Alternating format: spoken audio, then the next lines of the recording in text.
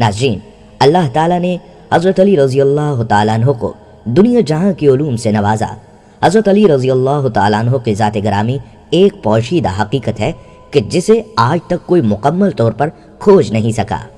حضرت علی رضی اللہ تعالیٰ عنہ دارالعلوم ہیں، یعنی علم کا گھر، بلکہ کائنات کے تمام رازوں اور حقائق سے اللہ تعالیٰ نے حضرت علی رضی اللہ تعالیٰ عنہ کو آشناس کر دیا۔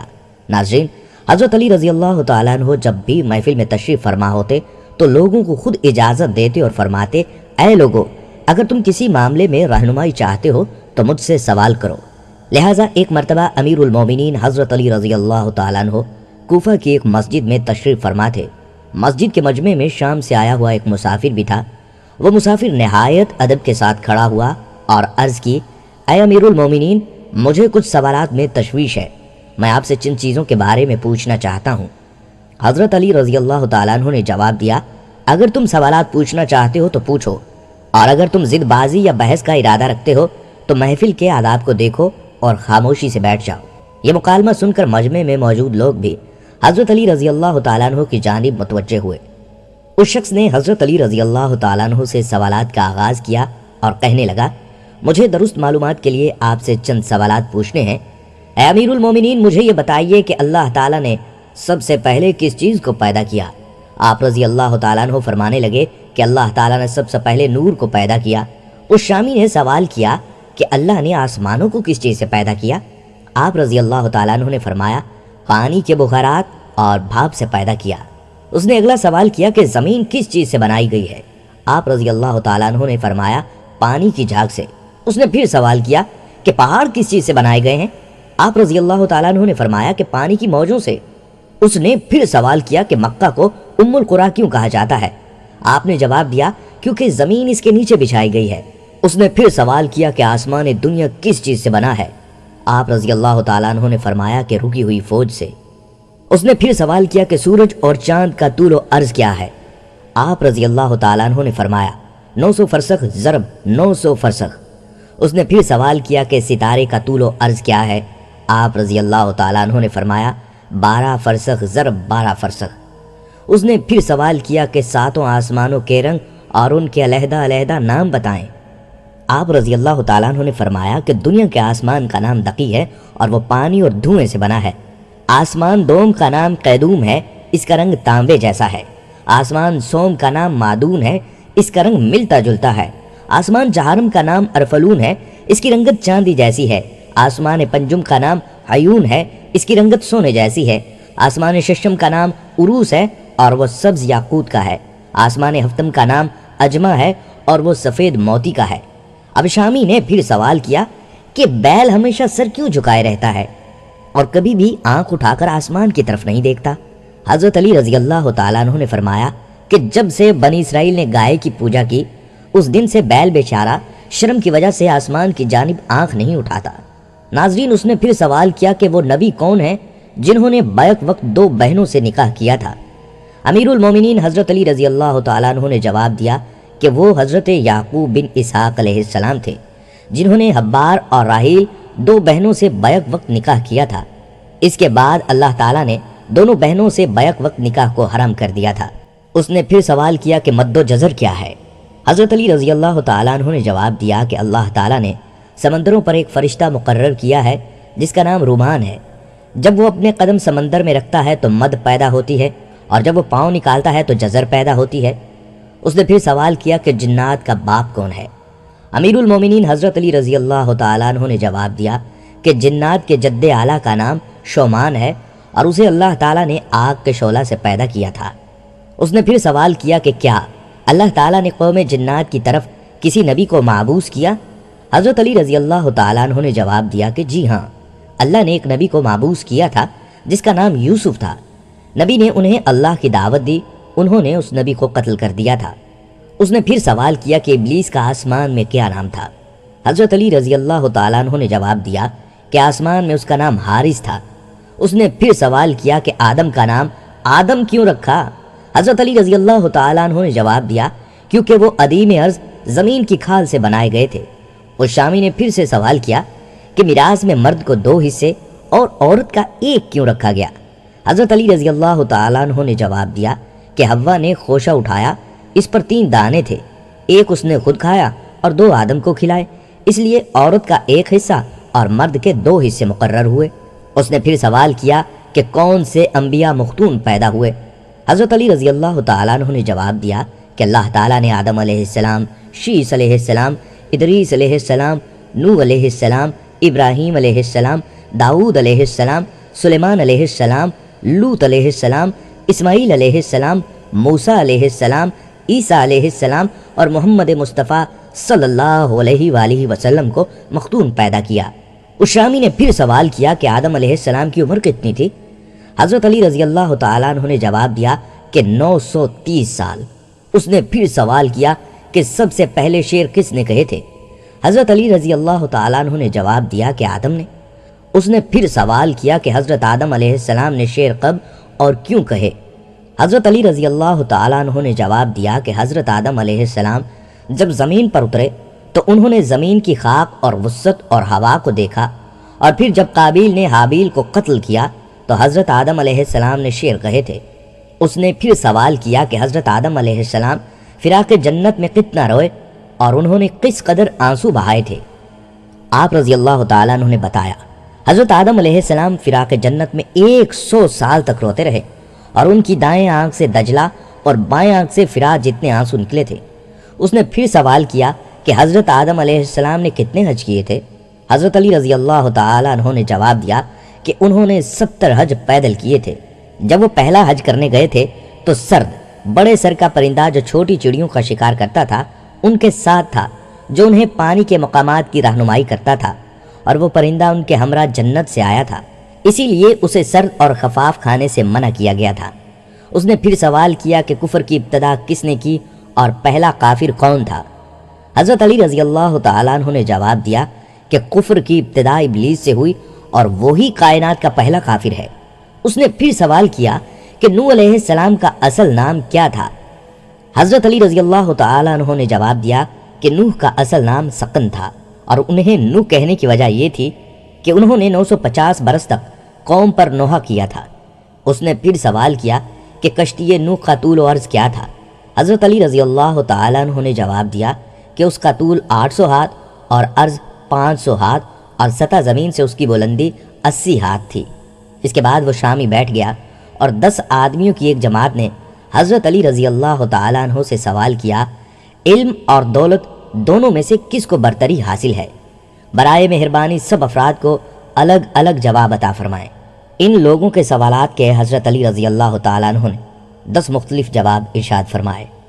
دولت فرعونوں کا ورثہ ہے اور علم انبیاء کا عطیہ۔ دولت کی حفاظت تم کرتے ہو جبکہ علم تمہاری حفاظت کرتا ہے۔ جس کے پاس دولت ہو اس کے بہت سے دشمن ہوتے ہیں، اور جس کے پاس علم ہو اس کے بہت سے دوست ہوتے ہیں۔ دولت بانٹی جائے تو کم ہوتی ہے، علم بانٹا جائے تو بڑھتا ہے۔ دولت مند کنجوسی کی طرف مائل رہتا ہے اور عالم فیاضی کی طرف۔ دولت چرائی جا سکتی ہے جبکہ علم چرایا نہیں جا سکتا۔ دولت محدود ہے، اس کا حساب رکھا جا سکتا ہے۔ علم لامحدود ہے، اس کی کوئی انتہا نہیں۔ دولت وقت کے ساتھ گھٹتی رہتی ہے، علم کبھی نہیں گھٹتا۔ دولت سے اکثر دل و دماغ پر سیاہی چھا جاتی ہے، علم سے دل دماغ روشن ہو جاتے ہیں۔ دولت نے فرعون اور نمرود جیسے خدائی کا دعویٰ کرنے والے پیدا کیے، علم نے انسان کو سچے معبود سے متعارف کروایا۔ ناظرین کرام، پھر تورات کا ایک عالم حضرت علی رضی اللہ تعالیٰ عنہ کے پاس آیا اور اس نے آپ کے سامنے چند سوالات پیش کیے اور کہا، مجھے ان سوالوں کے فوری طور پر جواب دیں۔ حضرت علی رضی اللہ تعالیٰ عنہ نے اس سے فرمایا کہ تم سوال کرو۔ اس نے کہا، آپ بتائیں کہ وہ کون سا مرد ہے جس کی نہ والدہ ہے نہ والد، اور یہ بتائیں وہ کون سی عورت ہے جس کی نہ والدہ ہے اور نہ ہی کوئی والد، اور وہ کون سا مرد ہے جس کی والدہ تو ہے مگر والد نہیں، اور وہ کون سا پتھر ہے جس سے ایک جانور کی ولادت ہوئی، اور وہ کون سی عورت ہے جس نے ایک ہی دن میں صرف 3 پہروں میں ایک بچہ کو جنم دیا، اور وہ کون سے 2 دوست ہیں جو کبھی بھی آپس میں دشمن نہیں بنیں گے، اور وہ کون سے 2 دشمن ہیں جو کبھی دوست نہیں بنیں گے۔ اس عالم کے سوالات ختم ہوتے ہی حضرت علی رضی اللہ تعالیٰ عنہ نے اس سے فرمایا کہ تمہارے سوالات کے جوابات یہ ہیں کہ وہ مرد جس کی نہ والدہ ہے اور نہ والد وہ حضرت آدم علیہ السلام ہیں، اور وہ عورت جس کی نہ والدہ ہے اور نہ ہی والد ہے وہ حضرت بی بی حوا علیہ السلام ہیں۔ جس پتھر کے بارے میں تم نے پوچھا ہے وہ پتھر ہے جس سے حضرت صالح علیہ السلام کی اونٹنی کی پیدائش ہوئی تھی، اور وہ عورت جس نے ایک ہی دن میں 3 پہروں میں ایک بچے کو جنم دیا وہ حضرت مریم علیہ السلام ہیں، جن کو ایک پہر میں حمل ٹھہرا، دوسرے پہر میں زچگی کا درد ہوا، اور تیسرے پہر میں حضرت عیسیٰ علیہ السلام کی ولادت پاک ہو گئی۔ اور وہ دوست جو کبھی آپس میں دشمن نہ بنیں گے وہ روح اور جسم ہیں، اور وہ دشمن جو آپس میں کبھی دوست نہیں بنیں گے وہ موت اور زندگی ہیں۔ یہ جوابات سن کر وہ عالم حیرت کے سمندر میں کھو گیا اور کہنے لگا، اے علی، بلا شبہ آپ نے درست جواب دیے ہیں اور آپ واقعی علم کا سمندر ہیں۔ خواتینوں حضرات، حضرت علی رضی اللہ تعالیٰ عنہ کے والد ابو طالب اور والدہ فاطمہ دونوں ہاشمی تھے۔ بعض اقوال کے مطابق حضرت علی رضی اللہ تعالیٰ عنہ کی ولادت مکہ شریف میں عام الفیل کے 7 سال بعد ہوئی، یعنی سیرت نگار لکھتے ہیں کہ نبی کریم صلی اللہ علیہ وآلہ وسلم کی ولادت کے 30 سال بعد حضرت علی پیدا ہوئے۔ حضور صلی اللہ علیہ وآلہ وسلم نے حضرت علی کو اپنی کفالت میں لے لیا تھا۔ اس طرح حضرت علی رضی اللہ تعالیٰ عنہ کو رسول اکرم صلی اللہ علیہ وآلہ وسلم کی آغوش میں محبت اور تعلیم و تربیت نصیب ہوئی۔ اسی بنا پر حضرت علی رضی اللہ تعالیٰ عنہ ابتدائی طور پر امور خیر کی طرف راغب اور بت پرستی جیسی جاہلانہ رسومات سے اجتناب کیا کرتے تھے۔ حضور نبی اکرم صلی اللہ علیہ وآلہ وسلم نے اللہ تعالیٰ کی طرف سے مابعوث ہونے کے بعد اسلام کی طرف دعوت دینے کا آغاز اپنے اہل خانہ سے فرمایا۔ حضرت خدیجۃ الکبریٰ رضی اللہ تعالیٰ عنہ سب سے پہلے اس دعوت کو قبول کرتی ہیں اور پہلی مسلمان خاتون ہونے کا شرف حاصل کرتی ہیں۔ حضور نبی پاک صلی اللہ علیہ وآلہ وسلم کے حلقہ احباب میں سب سے پہلے حضرت ابو بکر صدیق رضی اللہ تعالیٰ عنہ نے دعوت حق کو قبول کیا اور سب سے پہلے مسلمان بالغ مرد ہونے کا شرف حاصل کیا۔ اسی طرح نوخیز لڑکوں میں سب سے پہلے نبی پاک صلی اللہ علیہ وآلہ وسلم کے گھر میں تربیت پانے والے حضرت علی رضی اللہ تعالیٰ عنہ مشرف با اسلام ہوئے، اور غلاموں میں سب سے پہلے آپ صلی اللہ علیہ وآلہ وسلم کے خادم حضرت زید بن حارثہ رضی اللہ تعالیٰ عنہ نے مسلمان ہونے کی سعادت حاصل کی۔ حضور نبی کریم صلی اللہ علیہ وآلہ وسلم نے اپنے تمام قریبی رشتہ داروں کو اپنے گھر میں جمع کر کے دعوت اسلام پیش کی تو موجود مرد اور خواتین سب خاموش رہے۔ حضرت علی رضی اللہ تعالیٰ عنہ ان میں سب سے کم عمر تھے۔ انہوں نے اٹھ کر کہا کہ گو میں عمر میں سب سے چھوٹا ہوں اور مجھے آشوب چشم کا عرضہ ہے اور میری ٹانگیں دبلی پتلی ہیں، تاہم میں آپ کا ساتھی اور دست و بازو بنوں گا۔ حضور نبی کریم صلی اللہ علیہ وآلہ وسلم نے فرمایا، بیٹھ جاؤ، تو میرا بھائی اور میرا وارث ہے۔ حضور نبی کریم صلی اللہ علیہ وآلہ وسلم کی مدینہ منورہ کی طرف ہجرت کے وقت حضرت علی رضی اللہ تعالیٰ عنہ کی عمر 23 سال تھی۔ سرور کائنات نے مشرکین مکہ کے محاصرے اور ان کے برے ارادوں کی اطلاع پا کر حضرت علی رضی اللہ تعالیٰ عنہ کو اپنے بستر پر لیٹ جانے کا حکم دیا اور مکہ کے لوگوں کی امانتیں جو آپ صلی اللہ علیہ وآلہ وسلم کے پاس رکھی گئی تھیں ان کے مالکوں کے سپرد کر دینے کی ہدایت فرمائی۔ اس شدید خطرے کی حالت میں حضرت علی رضی اللہ تعالیٰ عنہ حضور نبی کریم صلی اللہ علیہ وآلہ وسلم کے بستر پر سکون اور اطمینان کے ساتھ محو خواب ہو گئے۔ مشرکین مکہ یہ سمجھتے رہے کہ حضور نبی پاک صلی اللہ علیہ وآلہ وسلم ہی اپنے بستر پر موجود ہیں۔ وہ لل صبح اپنے ناپاک ارادہ کی تکمیل کے لیے اندر آئے تو یہ دیکھ کر حیران رہ گئے کہ آپ صلی اللہ علیہ وآلہ وسلم کی جگہ آپ کا ایک جان نثار اپنے آقا پر قربان ہونے کے لیے موجود ہے، اور آپ صلی اللہ علیہ وآلہ وسلم وہاں موجود نہیں ہیں، اور حضرت ابو بکر صدیق رضی اللہ تعالیٰ عنہ کو ساتھ لے کر رات کے وقت مدینہ منورہ جا چکے ہیں۔ مشرکین مکہ اپنی اس غفلت کی بنا پر ایک دوسرے سے برہم ہوتے رہے اور حضرت علی رضی اللہ تعالیٰ عنہ کو چھوڑ کر اپنے اصل مقصود کی تلاش میں روانہ ہو گئے۔ حضرت علی رضی اللہ تعالیٰ عنہ نبی کریم صلی اللہ علیہ وآلہ وسلم کے مکہ سے تشریف لے جانے کے بعد 2 یا 3 دن مکہ میں رہے اور حضور صلی اللہ علیہ وآلہ وسلم کی ہدایت کے مطابق لوگوں کی امانتیں ان کے سپرد کر کے اور لین دین کے معاملات طے کر کے تیسرے یا چوتھے دن عازم مدینہ منورہ ہوئے۔ ناظرین کرام، 2 ہجری میں غزوہ بدر میں 313 جانثار صحابہ میں حضرت علی رضی اللہ تعالیٰ عنہ نمایاں تھے۔ نبی اکرم صلی اللہ علیہ وآلہ وسلم کے سیاہ رنگ کے 2 جھنڈوں میں سے ایک حضرت علی رضی اللہ تعالیٰ عنہ کے ہاتھ میں تھا۔ بدر کے میدان میں پہنچتے ہی حضور نبی پاک صلی اللہ علیہ وآلہ وسلم نے دشمن کی نقل و حرکت کا پتہ چلانے کے لیے حضرت علی رضی اللہ تعالیٰ عنہ کو چند منتخب جاں بازوں کے ساتھ بھیجا۔ انہوں نے نہایت خوبی کے ساتھ یہ خدمت سر انجام دی اور مجاہدین اسلام نے مشرکین سے پہلے پہنچ کر بدر کے اہم مقامات پر قبضہ کر لیا۔ 17 رمضان المبارک کو جنگ کی ابتدا میں اصول کے مطابق پہلے اکیلے مقابلہ شروع ہوا تو مشرکین کی طرف سے 3 بہادر جنگجو نکلے اور مسلمانوں سے مبارز طلب ہوئے۔ 3 انصاری مسلمانوں نے ان کی دعوت پر لبیک کہا اور آگے بڑھے تو مشرکین کے بہادر جنگجوؤں نے ان کا نام اور نسب پوچھا۔ جب یہ معلوم ہوا کہ وہ یثرب کے نوجوان ہیں تو ان کے ساتھ لڑنے سے مشرکین نے انکار کر دیا اور حضور صلی اللہ علیہ وآلہ وسلم کو پکار کر کہا کہ ہمارے مقابلے میں ہمارے ہمسر قبیلہ قریش کے آدمی بھیجو۔ اس پر حضور نبی پاک صلی اللہ علیہ وآلہ وسلم نے اپنے خاندان کے 3 قریبی عزیزوں حضرت حمزہ رضی اللہ تعالیٰ عنہ، حضرت علی رضی اللہ تعالیٰ عنہ اور حضرت عبیدہ رضی اللہ تعالیٰ عنہ بن حارث کو میدان میں بھیجا۔ حضرت علی رضی اللہ تعالیٰ عنہ نے اپنے حریف ولید کو ایک ہی وار میں تہہ تیغ کر دیا۔ اس کے بعد جھپٹ کر حضرت عبیدہ رضی اللہ تعالیٰ عنہ کی مدد کی اور ان کے حریف کو بھی قتل کر دیا۔ اس کے بعد جنگ شروع ہوئی تو حضرت علی رضی اللہ تعالیٰ عنہ نے شجاعت کے جو جواہر دکھائے کہ دنیا دنگ رہ گئی اور اس طرح بہت سے کفار کو جہنم واصل کیا۔ ناظرین کرام، 3 ہجری میں غزوہ احد میں حضرت علی رضی اللہ تعالیٰ عنہ نے حضرت مصعب بن عمیر کی شہادت کے بعد آگے بڑھ کر علم سنبھالا اور بے جگری کے ساتھ داد و شجاعت دی۔ اس غزوہ میں حضور صلی اللہ علیہ وآلہ وسلم زخمی ہو گئے تھے۔ 4 ہجری میں غزوہ بنی نذیر میں بھی علم حضرت علی رضی اللہ تعالیٰ عنہ کے ہاتھ میں تھا اور وہ پیش تھے۔ بنو نذیر کو ان کی بد عہدی کے باعث جلا وطن کر دیا گیا تھا۔ 5 ہجری میں غزوہ خندق میں کبھی کبھار کفار مکہ گھڑ سوار خندق میں گھس کر حملہ کرتے تھے۔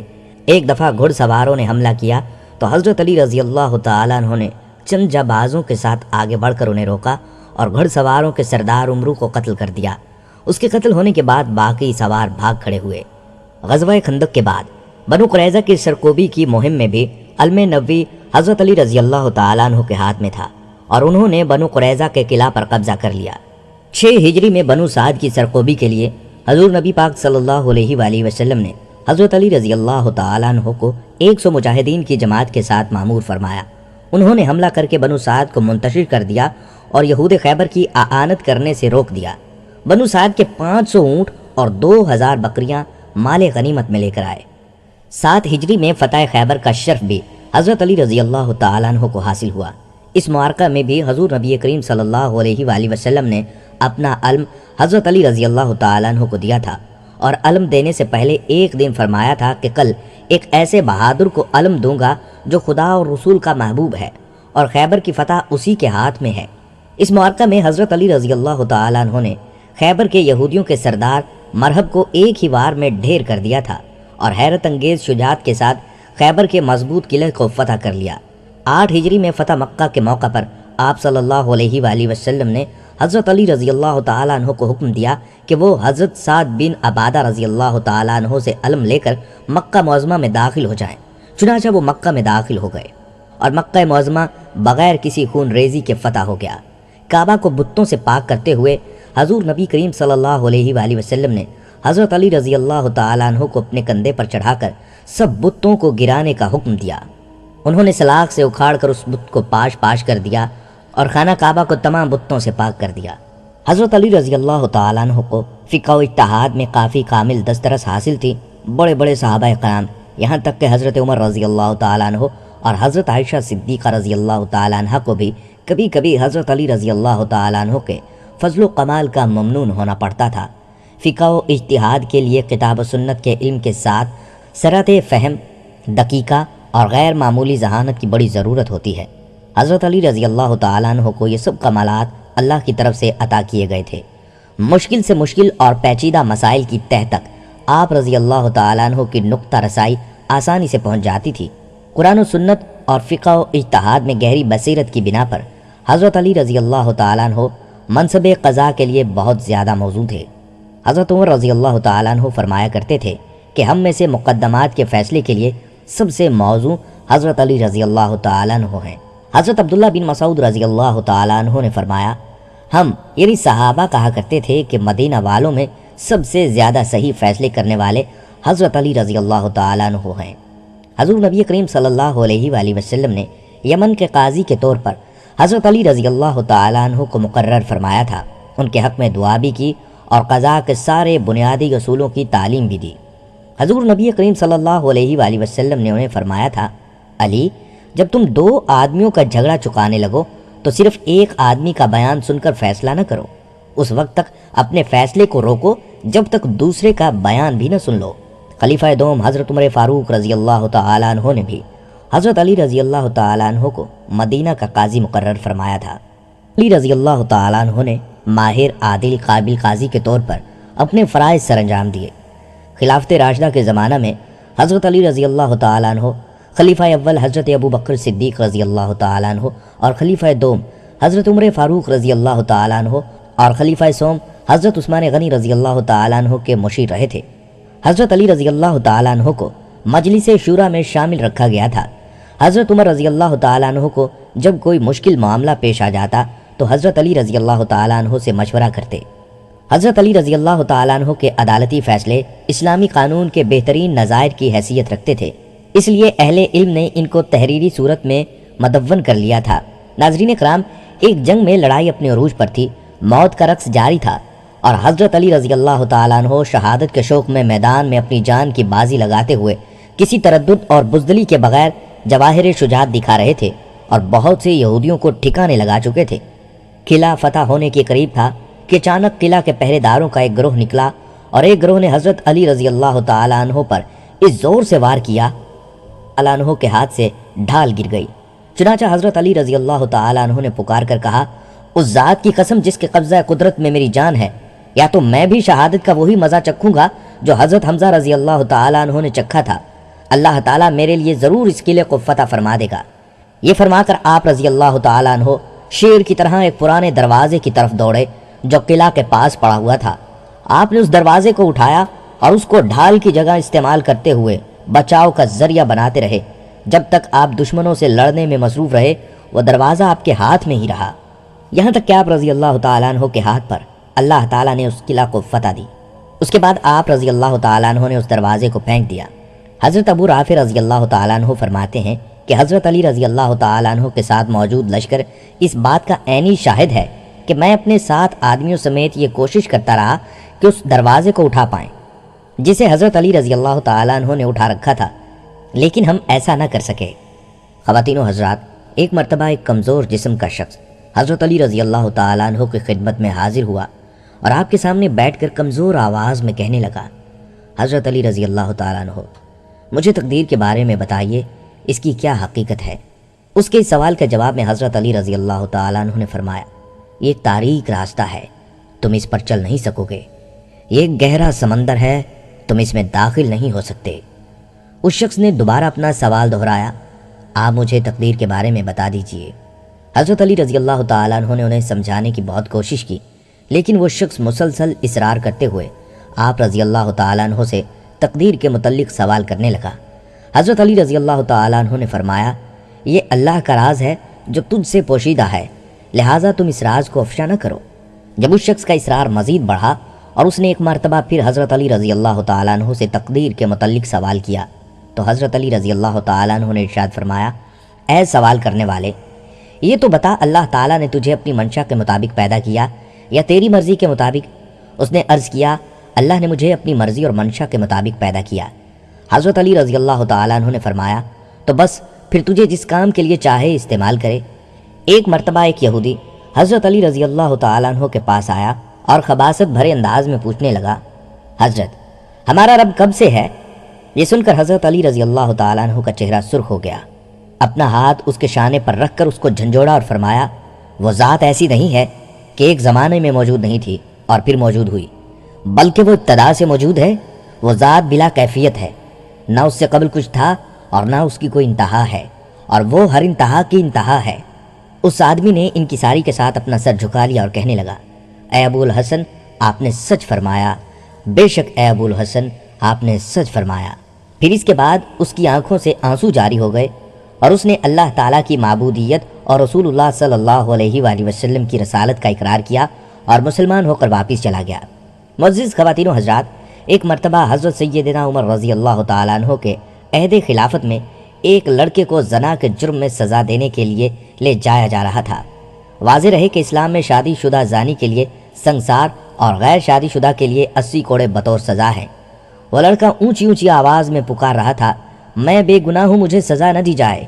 حضرت علی رضی اللہ تعالیٰ عنہ کا وہاں سے گزر ہوا۔ حضرت علی رضی اللہ تعالیٰ عنہ نے اس لڑکے کی پکار سن کر سرکاری اہلکاروں کو رکنے کا حکم فرمایا اور لڑکے سے پوچھا کیا معاملہ ہے۔ لڑکے نے حضرت علی رضی اللہ تعالیٰ عنہ سے کہا جناب، جس جرم کی نسبت میری طرف کی جا رہی ہے وہ میں نے نہیں کیا، دعویٰ کرنے والی میری ماں ہے۔ حضرت علی رضی اللہ تعالیٰ عنہ نے فرمایا اس کی سزا کو روک دیا جائے، میں اس کیس کو دوبارہ سن لوں گا، اگر یہ لڑکا گنہگار ہوا تو تب سزا دینا۔ دوسرے دن حضرت علی رضی اللہ تعالیٰ عنہ نے لڑکے کو اور عورت کو عدالت میں طلب فرمایا۔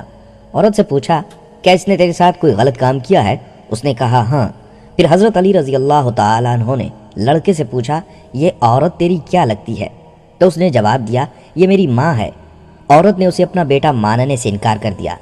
فیصلہ سننے کے لیے لوگوں کا بہت زیادہ ہجوم جمع تھا۔ حضرت علی رضی اللہ تعالیٰ عنہ نے فرمایا تو اچھا پھر اے عورت، میں اس لڑکے کا تیرے ساتھ اتنے حق مہر کے بدلے نکاح کرتا ہوں۔ تو عورت چیخ اٹھی کہ اے علی، کیا کسی بیٹے کا اپنی ماں کے ساتھ نکاح ہو سکتا ہے؟ حضرت علی رضی اللہ تعالیٰ عنہ نے استفسار فرمایا کیا مطلب؟ تو اس عورت نے جواب دیا کہ اے علی، یہ لڑکا واقعی میرا بیٹا ہے۔ اس پر حضرت سیدنا علی رضی اللہ تعالیٰ عنہ نے فرمایا کیا کوئی بیٹا اپنی ماں کے ساتھ بدکاری کر سکتا ہے؟ عورت نے کہا نہیں۔ حضرت علی رضی اللہ تعالیٰ عنہ نے فرمایا تو پھر تو نے اپنے بیٹے پر ایسا الزام کیوں لگایا؟ تو عورت نے جواب دیا اے علی، میری شادی ایک امیر کبیر شخص سے ہوئی تھی، اس کی بہت زیادہ جائیداد تھی، یہ بچہ بھی کم سن دودھ پیتا ہی تھا کہ میرا خاوند مر گیا، تو میرے بھائیوں نے مجھے کہا یہ لڑکا تو اپنے باپ کی جائیداد کا وارث ہے، اس کو کہیں چھوڑ آؤ۔ میں اس کو کسی آبادی میں چھوڑ آئی، ساری جائیداد میری اور میرے بھائیوں کی ہو گئی۔ یہ لڑکا بڑا ہوا تو ماں کی محبت نے اس کے دل میں انگڑائی لی، یہ ماں کو تلاش کرتا ہوا میرے تک پہنچ گیا۔ میرے بھائیوں نے مجھے ورغلایا کہ اس پر جھوٹا الزام لگا کر اس کی زندگی کی سانسیں ہمیشہ ہمیشہ کے لیے ختم کر دو، تو میں نے اپنے بھائیوں کی باتوں میں آ کر اپنے بیٹے پر جھوٹا الزام لگا دیا۔ حقیقت یہی ہے کہ یہ میرا بیٹا ہے اور بالکل بے گناہ ہے۔ پھر جب اس قصے کا علم امیر المومنین خلیفۃ المسلمین خلیفہ دوم سیدنا عمر رضی اللہ تعالیٰ عنہ کو ہوا تو انہوں نے فرمایا آج اگر علی نہ ہوتے تو عمر ہلاک ہو جاتا۔ اسی طرح حضرت علی رضی اللہ تعالیٰ عنہ کے دور میں دو مسافر چلنے کے بعد بہت تھک گئے، انہیں بہت شدید بھوک محسوس ہوئی۔ دونوں سایہ دار درخت کے نیچے بیٹھ گئے اور اپنے اپنے کھانے کے برتن کھولے۔ ایک کے پاس 5 روٹیاں تھیں اور دوسرے کے پاس 3۔ ابھی کھانا شروع بھی نہیں کیا تھا کہ تیسرا مسافر پاس سے گزرا۔ سلام کرنے پر دونوں نے جواب دیا، پھر کو کھانے کی دعوت دی، اس نے قبول کر لی۔ تینوں نے کھانا کھایا۔ کھانا کھانے کے بعد وہ صاحب کھڑے ہو گئے اور 8 درہم دیتے ہوئے کہا جو کھانا تناول کیا ہے اس کے عوض یہ درہم، اور 8 درہم دیتے ہوئے کہا جو کھانا کھایا ہے اس کے بدلے میں یہ درہم رکھ لیجئے۔ اس کے جانے کے بعد دونوں کے درمیان رقم کی تقسیم کو لے کر تنازع کھڑا ہو گیا۔ جس شخص کی 5 روٹیاں تھیں وہ 5 درہم خود رکھنے پر اور 3 دوسرے کو دینے پر بضد تھا۔ جس شخص کی 3 روٹیاں تھیں وہ رقم کو برابر تقسیم کرنے کا خواہاں تھا۔ آخرکار فیصلے کے لیے حضرت علی رضی اللہ تعالیٰ عنہ کے پاس حاضر ہوئے، پورا واقعہ سنایا۔ حضرت علی رضی اللہ تعالیٰ عنہ نے 3 روٹیوں والے سے کہا جب تمہاری 3 روٹیاں تھیں تو تمہیں 3 درہم پر راضی ہو جانا چاہیے تھا، مگر وہ اڑ گیا۔ حضرت علی رضی اللہ تعالیٰ عنہ نے فرمایا تمہارا ساتھی 3 درہم دے کر تم پر احسان کر رہا ہے، دراصل تم 1 درہم کے حقدار ہو۔ اس شخص نے ادب سے کہا سبحان اللہ، اگر انصاف کا یہی تقاضا ہے تو مجھے وجہ بتائیے، میں 1 درہم پر راضی ہو جاؤں گا۔ آپ رضی اللہ تعالیٰ عنہ نے اسے سمجھاتے ہوئے فرمایا روٹیاں 8 تھیں اور کھانے والے 3۔ ظاہر ہے 8 3 پر تقسیم نہیں ہوتا، اس لیے مانا جائے گا کہ تینوں نے برابر روٹیاں کھائی ہیں۔ سب کو مساوی کرنے کے لیے روٹیوں کے ٹکڑے مانے جائیں گے، ہر روٹی کو 3 ٹکڑوں میں تقسیم کیا جائے گا۔ اس طرح 8 روٹیوں کے 24 ٹکڑے ہوئے۔ اس حساب سے ہر شخص نے روٹی کے 8 ٹکڑے کھائے۔ اب چونکہ تمہاری 3 روٹیاں تھیں ان کے 9 ٹکڑے ہوئے، جن میں سے 8 ٹکڑے تم نے خود کھا لیے، باقی بچا 1 ٹکڑا، وہ تیسرے شخص نے کھا لیا۔ ساتھی کی 5 روٹیوں کے 15 ٹکڑے ہوئے، جن میں سے 8 اس نے اور باقی 7 تیسرے شخص نے کھائے۔ اس شخص نے تمہاری روٹی کا 1 ٹکڑا کھایا، اس لیے تمہارا حق 1 درہم ہے۔ وہ شخص خوشی خوشی 1 درہم پر راضی ہو گیا۔ آفری ہے منصف پر اور آفری ہے مدعی پر، جس نے فوراً سر تسلیم خم کر دیا۔ ایک اور واقعہ آپ رضی اللہ تعالیٰ عنہ کی ذہانت سے متعلق یوں ہے کہ 3 آدمیوں کے درمیان 17 اونٹوں کی تقسیم پر جھگڑا ہو گیا، کیونکہ ان میں سے ایک کا کل آدھا حصہ تھا، دوسرے کا تہائی اور تیسرے کا 9واں حصہ تھا۔ ہر ایک صحیح اور مکمل اونٹ لینا چاہتا تھا، لیکن 17 کا عدد مذکورہ حصوں پر بغیر کسر کے تقسیم نہیں ہوتا تھا۔ یہ معاملہ حضرت علی رضی اللہ تعالیٰ عنہ کی خدمت میں پیش ہوا۔ آپ رضی اللہ تعالیٰ عنہ نے ان تینوں آدمیوں سے فرمایا، اگر تم اجازت دو تو میں بغیر اونٹ ذبح کیے صحیح فیصلہ کر دوں اور فیصلہ میں آسانی کے لیے اونٹوں میں اپنا ایک اونٹ شامل کر دوں۔ ان لوگوں نے کہا کوئی حرج نہیں۔ چنانچہ آپ رضی اللہ تعالیٰ عنہ نے اپنا ایک اونٹ ان 17 اونٹوں میں ملا دیا تو اونٹ 18 ہو گئے۔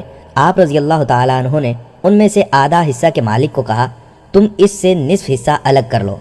اس نے 9 اونٹ علیحدہ کر لیے۔ پھر آپ نے تہائی حصے والے سے فرمایا، تم اپنا تہائی حصہ یعنی 6 اونٹ علیحدہ کر لو۔ پھر آپ نے 9ویں حصے والے سے فرمایا، تم 18 کا 9واں حصہ یعنی 2 اونٹ لے لو۔ اس نے اپنے 2 اونٹ لے لیے۔ اس طرح یہ 17 اونٹ پورے ہو گئے اور آپ نے اپنا اونٹ واپس لے لیا۔ تینوں حصے داروں نے اس تقسیم کو بہت پسند کیا اور فیصلہ کو تسلیم کر لیا۔ ناظرین کرام، حضرت علی رضی اللہ تعالیٰ عنہ کی بہت سی کرامات ہیں۔ آپ کی کرامتوں میں چند کرامات یہ ہیں کہ مقام صفین کو جاتے ہوئے حضرت علی رضی اللہ تعالیٰ عنہ کا لشکر ایک ایسے میدان سے گزرا جہاں پانی نایاب تھا۔ پورا لشکر پیاس کی شدت سے بےتاب ہو گیا۔ وہاں گرجا گھر میں ایک راہب رہتا تھا۔ اس نے بتایا یہاں سے 2 کوس کے فاصلے پر پانی مل سکے گا۔ کچھ لوگوں نے اجازت طلب کی تاکہ وہاں جا کر پانی پئیں۔ یہ سن کر آپ اپنے خچر پر سوار ہو گئے اور ایک جگہ کی طرف اشارہ فرمایا کہ اس جگہ تم لوگ زمین کو کھودو۔ چنانچہ لوگوں نے زمین کی کھدائی شروع کر دی تو ایک پتھر ظاہر ہوا۔ لوگوں نے اس پتھر کو نکالنے کی انتہائی کوشش کی لیکن تمام آلات بیکار ہو گئے اور پتھر نہ نکل سکا۔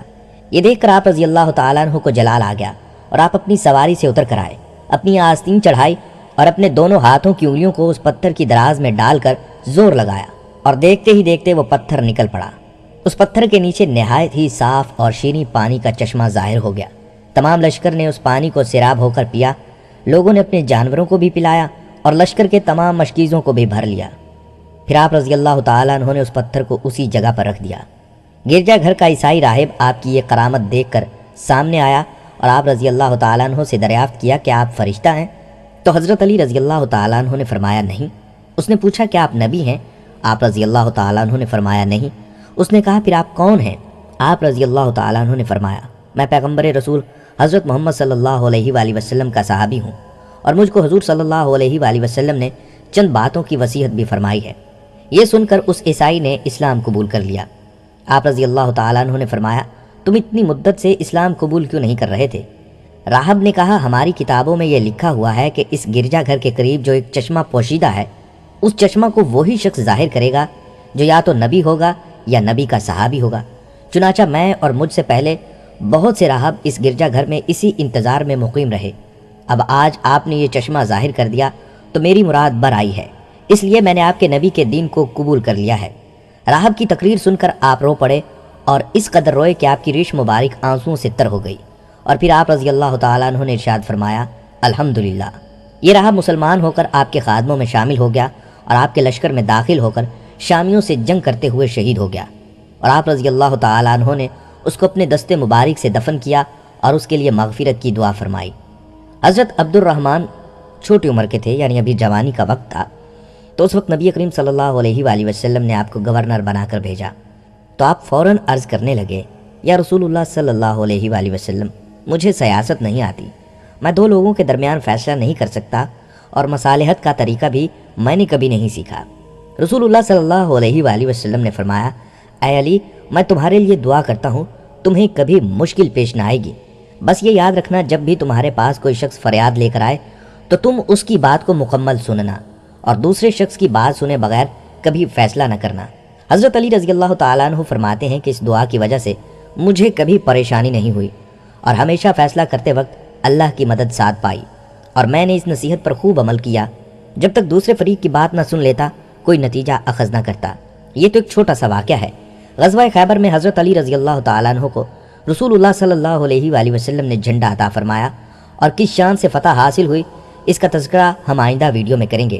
آپ کو بتاتا چلوں کہ حضرت علی رضی اللہ تعالیٰ عنہ ان خوش نصیب صحابہ میں سے ہیں جن کی کثرت ازواج اور کثرت اولاد تھیں، یعنی آپ کی بیویاں بہت ساری تھیں اور اولاد بھی بہت ساری تھی۔ کثرت ازواج یعنی متعدد شادیوں کی فضیلت پر بہت سارے لوگ بیان کرتے ہیں اور اس کے اتنے فائدے ہیں کہ جہاں ایک سے زائد شادیوں کا رواج پڑ جائے وہاں سے بے حیائی رخصت ہو جاتی ہے، فسادات اور لڑکیوں کا گھر سے بھاگ جانا ختم ہو جاتا ہے، معاشرہ میں امن و سکون پھیلنے لگتا ہے۔ اس لیے صحابہ کرام کے دور میں بھی دیکھا جائے تو ایک شادی والے صحابہ بہت کم سننے کو ملتے ہیں، بلکہ کوئی صحابی ایسا نہیں جس نے ایک شادی کی ہو، نہ ہونے کے برابر ہے۔ اور حضرت علی رضی اللہ تعالیٰ عنہ کے بارے میں یہ روایت ہے کہ آپ کی 9 شادیاں تھیں، ٹوٹل 9 شادیاں، یعنی آپ طلاق بھی دے دیا کرتے تھے اور بیک وقت 1 سے زائد بیویاں بھی رکھ لیا کرتے تھے۔ اسی وجہ سے بعض روایات میں معلوم ہوا ہے کہ نبی صلی اللہ علیہ وآلہ وسلم نے نکاح کے وقت حضرت علی رضی اللہ تعالیٰ عنہ سے فرمایا تھا کہ فاطمہ میری بیٹی ہے، میرے جگر کا ٹکڑا ہے، تم نے اس کو تکلیف دی تو مجھے بھی تکلیف ہوگی۔ محدثین لکھتے ہیں یہ ایک زبردست اشارہ تھا اس طرف کہ فاطمہ کے ہوتے ہوئے علی دوسری شادی نہ کریں، لہٰذا حضرت علی رضی اللہ تعالیٰ عنہ اس بات پر قائم رہے۔ حالانکہ آپ رضی اللہ تعالیٰ عنہ کثرت سے طلاق دیا کرتے تھے اور آپ کی طبیعت بھی جلالی تھی، مگر حضرت فاطمہ رضی اللہ تعالیٰ عنہ کو کبھی نقصان نہیں پہنچایا، یعنی کوئی تکلیف نہیں پہنچائی۔ جب تک حضرت فاطمہ رضی اللہ تعالیٰ عنہ زندہ رہیں آپ ان کی خدمت کرتے رہے۔ پھر جب وہ اس دار فانی سے کوچ کر گئیں تو حضرت علی رضی اللہ تعالیٰ عنہ نے پرورش کے لیے ایک خادمہ اور عورت چاہی تھی، اس لیے حضرت علی رضی اللہ تعالیٰ عنہ نے دوسرے رشتہ کی تلاش شروع کر دی۔ خدا کی قدرت دیکھیے اور قدرت کے فیصلے دیکھیے، جس عورت سے شادی ہوئی اس کا نام بھی فاطمہ تھا۔ یہ ایک نیک سیرت، سچی اور پاکیزہ خاتون تھی، جنہوں نے پہلے ہی دن حضرت علی رضی اللہ تعالیٰ عنہ کو گزارش کر دی تھی کہ مجھے بچوں کے سامنے کبھی فاطمہ نہ کہیے گا، کیونکہ بچوں کو اپنی ماں کی یاد آئے گی۔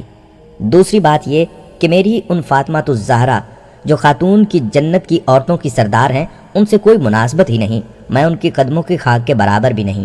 وہ ایسی عظیم الشان اور مثالی عورت ہیں جنہوں نے فرمایا تھا کہ زندگی میں کبھی کسی نامحرم کی مجھ پر نظر نہیں پڑی، اور میرا جنازہ بھی رات کے اندھیرے میں نکالنا تاکہ جنازہ پر بھی کسی نامحرم کی نظر نہ پڑے۔ تو ایسی عظیم خاتون سے میری نسبت نہیں ہو سکتی، بلکہ میں تو خاتمہ اور کنیز بن کر آئی ہوں تاکہ ان کے بچوں کی خدمت کر سکوں۔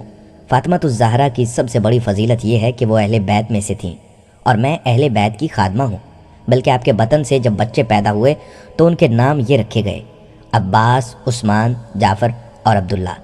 یہ چاروں بیٹوں کو ماں نے حکم دیا تھا کہ خاتون جنت یعنی حضرت فاطمہ الزہرا کے بیٹے حسن اور حسین کا ہمیشہ دھیان کرنا، ان کی اطاعت کرنا اور ان کی کسی بات کے سامنے بحث نہ کرنا، اور ان کی جان تمہاری جان سے زیادہ قیمتی ہے، ان کا غلام بن کر رہنا، کیونکہ ہم اہل بیت کے غلام ہیں اور ان کے خدمتگار ہیں۔ بس یہ چاروں سعادت مند بیٹے ہمیشہ حسنین کریمین کو عزت اور مرتبے کی نگاہوں سے دیکھا کرتے اور کبھی ان کی خدمت میں کمی نہ آنے دیتے تھے۔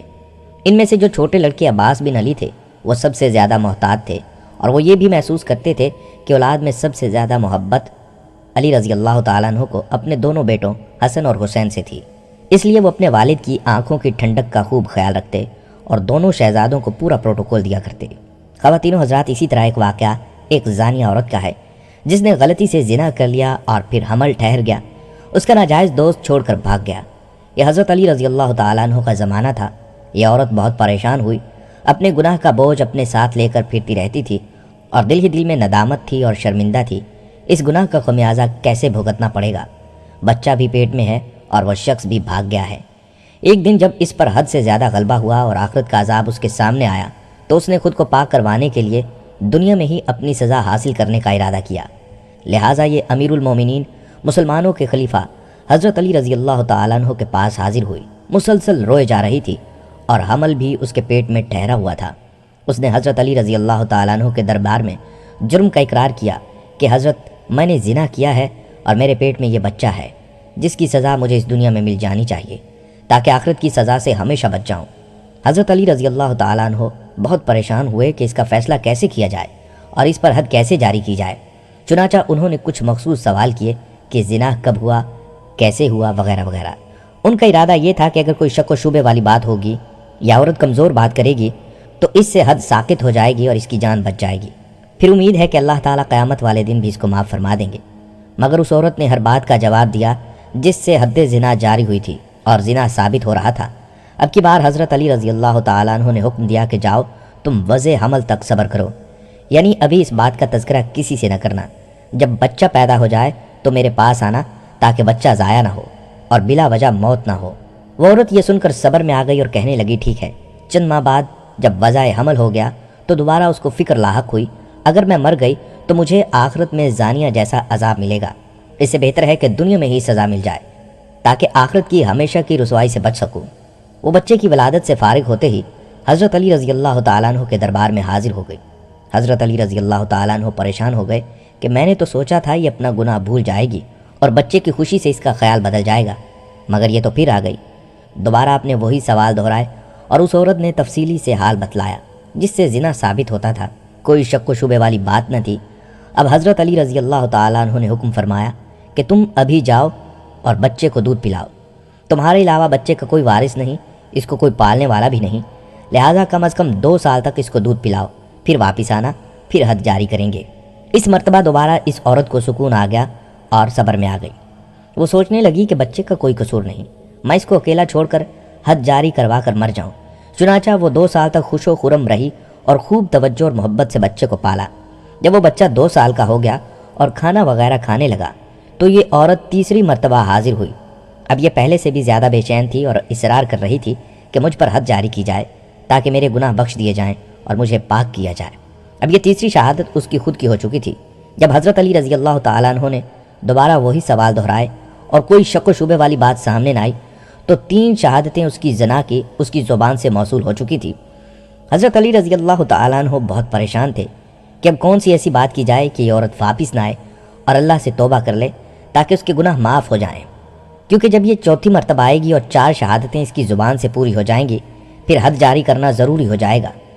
چنانچہ بہت سوچ و بچار کے بعد حضرت علی رضی اللہ تعالیٰ عنہ نے ارشاد فرمایا، اے عورت، ابھی تمہارے بچے کا شیر خاری کا زمانہ ختم ہو چکا ہے، مگر اس کو پالنے والا تمہارے علاوہ کوئی نہیں، اس لیے اگر اس کو اکیلا چھوڑ دیا تو بہت امید ہے کہ وہ زندہ نہ بچ پائے۔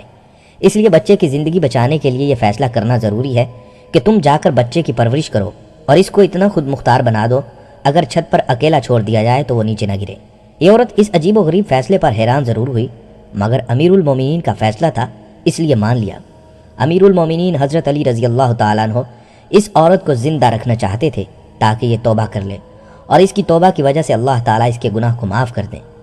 آپ کو امید تھی اب یہ لوٹ کر نہیں آئے گی، کیونکہ کم از کم 10-12 سال تک بچہ اس قابل نہیں ہوتا کہ اس کو چھت پر اکیلا چھوڑا جا سکے، لہٰذا حضرت علی رضی اللہ تعالیٰ عنہ کو یہ واقعہ بھول گیا، مگر یہ عورت اس گناہ کی ندامت اپنے دل میں لیے ہوئے تھی۔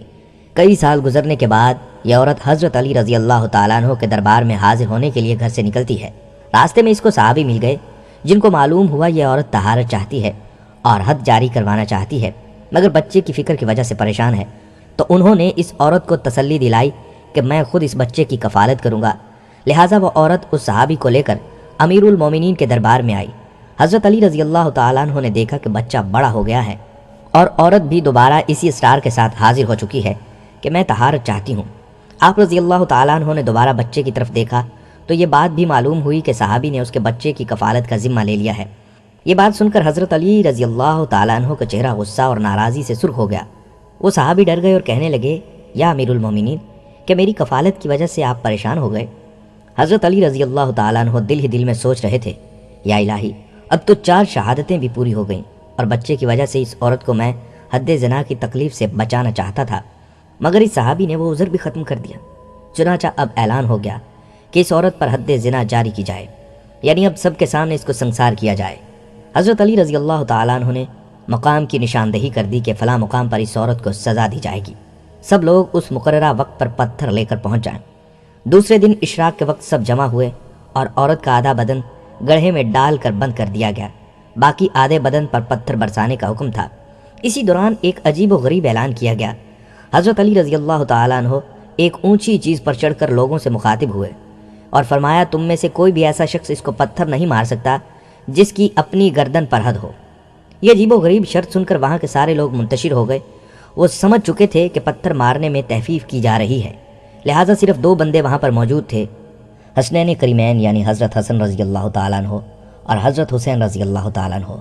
آخرکار انہی 2 نے پتھر مار کر اس عورت کو طہارت بخشی اور دنیا میں ہی اس کے کیے کی سزا دے دی گئی تاکہ آخرت کے لیے ہمیشہ ہمیشہ کے لیے سرخرو ہو جائے۔ ناظرین کرام، ہمارے سردار حضرت علی رضی اللہ تعالیٰ عنہ نے 4 برس 9 ماہ اور چند دن خلافت کے امور سر انجام دیے۔ آخرکار اس دنیا میں 63 برس گزار کر خارجی ابن ملجم کے ہاتھوں کوفہ میں 21 رمضان المبارک 40 ہجری کو شہادت پائی۔ ہماری اللہ تعالیٰ سے دعا ہے کہ اللہ پاک حضرت علی رضی اللہ تعالیٰ عنہ کی قبر مبارک پر لاکھوں کروڑوں رحمتوں کا نزول فرمائے اور ہمیں حضرت علی جیسا حکمران بار بار نصیب فرمائے۔ اللہ تعالی ہمیں ان بزرگ ہستیوں کے نقش قدم پر چلائے۔ اللہ تعالی مجھے اور تمام مسلمانوں کو حضرت علی رضی اللہ تعالیٰ عنہ کی سیرت سے رہنمائی حاصل کر کے اپنی زندگیوں کو سنوارنے کی توفیق عطا فرمائے، آمین۔